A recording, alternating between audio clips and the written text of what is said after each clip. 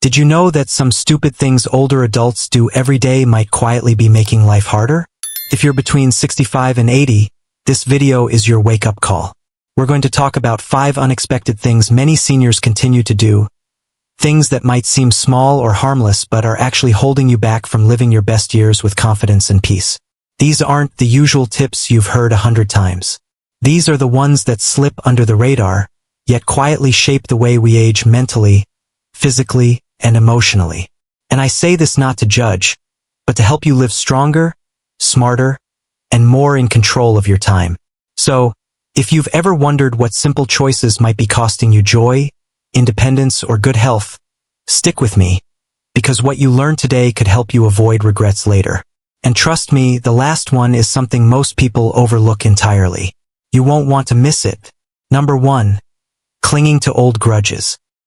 One of the most self-destructive habits people carry into their 60s, 70s, and even 80s is holding on to old resentments. Whether it's a family feud from decades ago, a friend who betrayed your trust, or a neighbor who once said something hurtful, these grudges don't just live in your memory. They live in your body and your spirit. And over time, they take a toll. You might think, but I have a right to be upset. And maybe you do. But here's the truth. The person who hurt you might have moved on. They may not even remember what happened. Meanwhile, you're the one carrying the weight, reliving that pain in your mind every time it surfaces. Bitterness doesn't hurt the person who wronged you. It hurts you. It clouds your heart, poisons your conversations, and can even damage your physical health by raising stress and inflammation levels. Think of it like dragging a heavy suitcase behind you everywhere you go. At some point, that suitcase gets so heavy you can't enjoy where you're going anymore. The energy it takes to hold on to anger robs you of the energy you could be using to heal, laugh, connect, and enjoy your remaining years. I once spoke with a man named Walter, 79, who hadn't spoken to his sister in over 30 years. They had argued over their parents' will, and both walked away angry. When I asked him if he missed her, he said every single day, but his pride kept him from reaching out. After we talked, he made the call, and that conversation changed everything. They didn't solve all their differences, but they laughed, cried, and said things that needed to be said. Walter told me it was the lightest he'd felt in years. Forgiveness doesn't mean forgetting or excusing. It means deciding that your peace is more important than the pain. It means choosing freedom over the prison of resentment. And even if the other person isn't ready, forgiving them in your heart can still release you. Let go. Not for them, but for you. You've carried that weight long enough. It's time to put it down and walk. Walk forward with a lighter step. Number 2. Ignoring your own appearance. Too many older adults fall into the trap of thinking, why bother? When it comes to how they look, they stop fixing their hair, give up on clothes that fit well, and shrug off the mirror as if it no longer matters. But here's the truth. How you present yourself still affects how you feel inside. And the moment you give up on your appearance is often the moment you start giving up on yourself. This isn't about chasing youth or pretending to be someone you're not. It's about maintaining dignity and self-respect. When you look in the mirror and see someone who's well-groomed, clean, and put together, you're reminded that you still care, that you still belong in this world and have value. That reminder matters more with each passing year. Think about how you feel when you get a fresh haircut, wear your favorite outfit, or simply take time to wash your face and moisturize. It's not about vanity, it's about vitality. These small acts signal to your mind that you're still living, not just existing. And that affects everything. Your posture, your confidence, your willingness to go out and connect with others. I remember Gloria, age 76, who once told me she hadn't worn lipstick in years. It just didn't seem important anymore, she said. But after a friend convinced her to try a shade she used to love, her whole face lit up.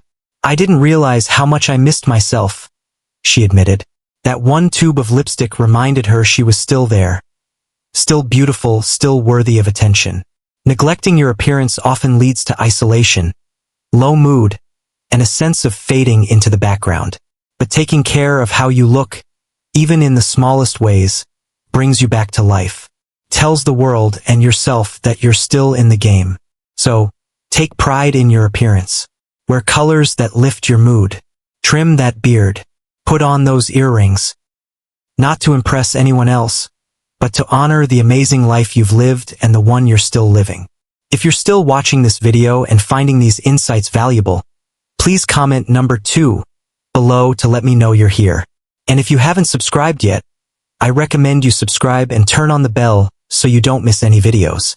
Your support helps us continue creating good content to inform and inspire you. Now let's move forward. Number 3, acting like you're always right. One of the most frustrating things about getting older is the feeling that people don't listen to you anymore. So, it's tempting to double down and try to prove you're always right. You correct people mid-sentence, shut down opposing views, or insist your way is the only way. But doing this doesn't make you respected. It makes you hard to be around. The truth is, wisdom doesn't mean having all the answers. It means knowing when to speak and when to listen. It means understanding that the world keeps changing and there's always more to learn. When you cling too tightly to being right, you close the door to new conversations, fresh ideas, and even personal growth. And worst of all, you push people away without even realizing it. There's nothing wrong with having strong opinions. You've lived through decades of experience, and your voice deserves to be heard. But if every conversation becomes a battle of who's smarter, it wears people down. Eventually, they stop engaging, not because you're wrong, but because it's exhausting trying to talk to someone who won't budge. I once knew a man named Harold, 81 years old, sharp as ever, but terribly lonely. His daughter said, "He's brilliant, but he always has to win." Over time, his friends stopped visiting. His grandkids avoided phone calls, and he couldn't figure out why. But when he finally let go of needing to be the smartest person in the room, everything changed. He started listening more, laughing more, and reconnecting with the people he missed. Being wise doesn't mean correcting everyone. It means having the grace to let some things slide. Let others share their thoughts without jumping in to disagree. Let your kids or grandkids teach you something, even if you already know it. Sometimes, people just want to be heard, not corrected. Humility is a quiet kind of strength. And the older you get, the more powerful it becomes. So, let go of the need to be right all the time. Choose connection over correction, and you'll find that people want to be near you again. Not because you've changed your mind, but because you've opened your heart. Number 4, refusing to try new things. As we get older, it's easy to fall into the trap of routine. We eat the same meals, watch the same shows, talk to the same people, if any at all. And while familiarity can feel comforting, it can also quietly drain the life out of you. Refusing to try new things is one of the most underrated mistakes older people make. And sadly, it often goes unnoticed until it's too late. Life doesn't stop being interesting after 65. In fact, this stage of life can be one of the most freeing. No bosses, no young kids to raise, no need to impress anyone. But if you stop exploring, you start shrinking. Your world gets smaller, your conversations more repetitive, and your mind less sharp. New experiences don't have to be big or expensive. It could be something as simple as learning how to use a tablet, trying a different route on your walk, taking a watercolor class at the community center, or joining a group that meets once a week just to talk. The point isn't what you do, it's that you do something new. Your brain, much like your muscles, weakens when it's not challenged. And when you stick to the same old patterns day in and day out, it's not just your memory that fades, your confidence fades too. You begin to doubt your abilities, avoid change, and before you know it, fear becomes your default setting. Let me tell you about Eleanor, a widow in her 70s who never touched a smartphone. In her life, her grandson gave her one and offered to teach her. At first, she resisted. "That's for young people," she said. But one day, she gave it a shot. A few months later, she was sending voice messages, ordering groceries online, and even joining video calls with her old high school friends. She said it made her feel alive again, not because the phone was special, but because she proved to herself that she could still grow. You're never too old to be curious.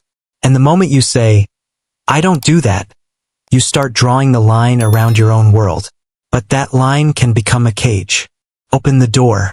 Say yes to something unfamiliar, not because you have to, but because you can.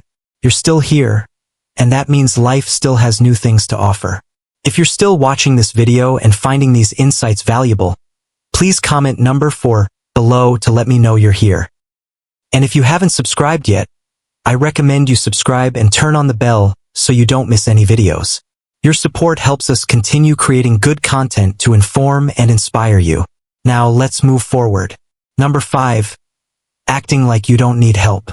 One of the most dangerous things many people over 65 start doing is pretending they can handle everything alone. Whether it's pride, fear of being a burden, or not wanting to seem old, too many seniors suffer silently, thinking asking for help is a sign of weakness. But let me tell you, refusing help isn't strength. It's a hidden form of self-sabotage. You've lived a long life.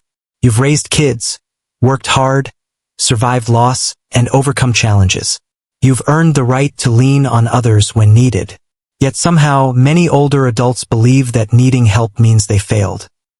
They avoid telling their doctor about new symptoms, try to climb ladders alone, drive when their eyesight's fading, or insist on carrying heavy groceries even when their knees are screaming. And all too often, it ends in preventable accidents, health setbacks, or avoidable stress. Asking for help is not giving up. It's taking control. It's smart. It shows that you care enough about yourself and the people who love you to stay safe, stay well, and stay connected. You're not a burden. You're a blessing to your family and friends. And letting them support you doesn't take away your independence. It strengthens it. There's also another layer to this. When you reject help, you rob others of the chance to feel needed. Think about that.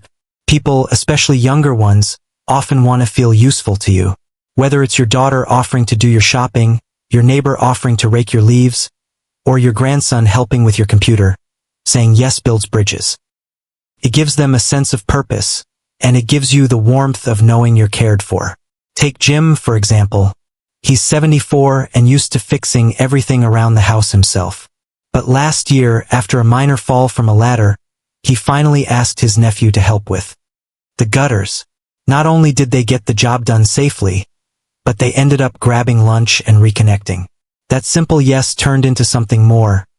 Trust, conversation, and the reminder that we're not meant to go through life alone. You've already proven your strength countless times. Now prove your wisdom. Know when to say, yes, I could use a hand. It doesn't make you less. It makes you more open, more human, and more connected to the people around you. Final thoughts. At this point in life, you've earned more than just comfort. You've earned clarity. And sometimes, clarity means stopping long enough to notice the things we've been doing out of habit, fear, or stubbornness. Each of the points we've talked about today may have seemed small on their own, but when they pile up, they shape the kind of life you wake up to every morning. If you're between 65 and 80, it's not too late to shift gears. In fact, this may be the perfect time. You see, getting older doesn't mean you're set in your ways. It means you've got wisdom, and wisdom means the ability to reflect, adapt, and grow. So, when we talk about quitting these stupid things, we're not pointing fingers. We're shining a light on those habits that quietly steal your energy, your confidence, and your joy. And once you can see them clearly, you can do something about them. We all carry invisible habits that weigh us down more than we realize. But you don't have to carry them forever. The moment you recognize one, you can set it down and walk a little lighter. And when you do, something shifts. You smile more. You breathe easier. You sleep better. You begin to remember what it feels like to enjoy life instead of just getting through it. So, ask yourself, which one of these things have I been doing, thinking it didn't matter? And what would happen if I finally let it go? That simple awareness, that moment of honesty, is how freedom begins. You've got so much life left to live. Don't let outdated habits, beliefs, or pride steal even a minute of it. You're not alone on this journey. There are others just like you, wise, thoughtful, and ready to take the next step toward a better, lighter, more joyful life. And we're here to walk beside you, one decision at a time. Thank you for joining us today. We'd love to hear from you. Leave a comment below and share one thing you learned today and how you plan to use it in your life. Your thoughts are important to us, so don't hesitate to share them. Reading your comments gives us great motivation and encouragement. If you enjoyed this video and found it helpful, please like, subscribe, and share. Your support helps us continue creating good content to inform and inspire you. Thanks for watching, and we look forward to seeing you in the next video.